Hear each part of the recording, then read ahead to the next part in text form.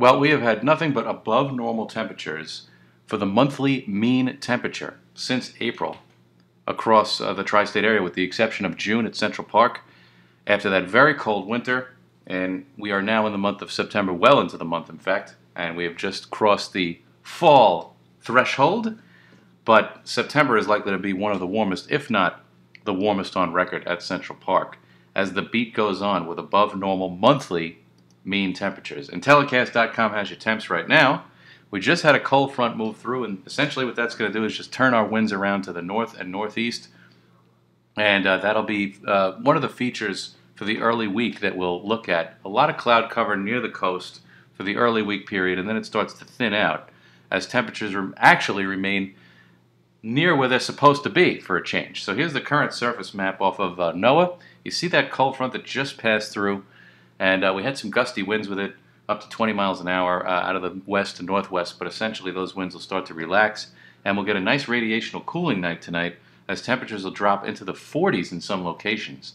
Now, the overall pattern for the week features this high-pressure system, which is going to anchor itself over New England. It's going to turn our winds around to the north and northeast, and essentially we're going to have temperatures where they're actually supposed to be for this time of year. But Wednesday, Thursday, and Friday, we're going to be up near 80, so that's still above normal. So once we get out of this onshore flow from Monday, Tuesday, Wednesday, we get back into the very warm temperatures in a sense, because we shouldn't really be near 80 this time of year, but a lot of places will make a run at it for mid to late week.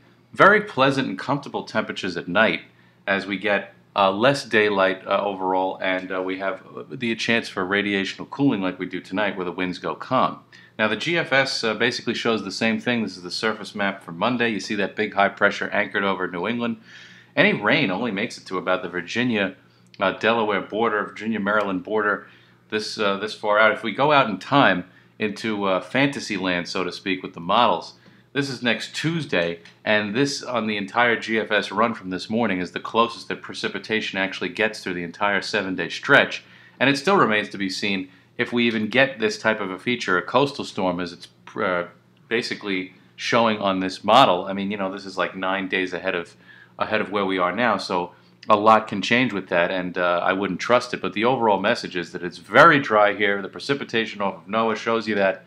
A lot of rain in the west. California finally gets into it. That's not El Nino. That's actually a system that's off the coast. It's a developing tropical cyclone. It's a weak tropical cyclone, but what it will do is bring a lot of precipitation into the west, and the southeast actually stays a little bit moist. And here are your temps. Very nice for the entire week. Again, we make a run at 80 Wednesday through Friday.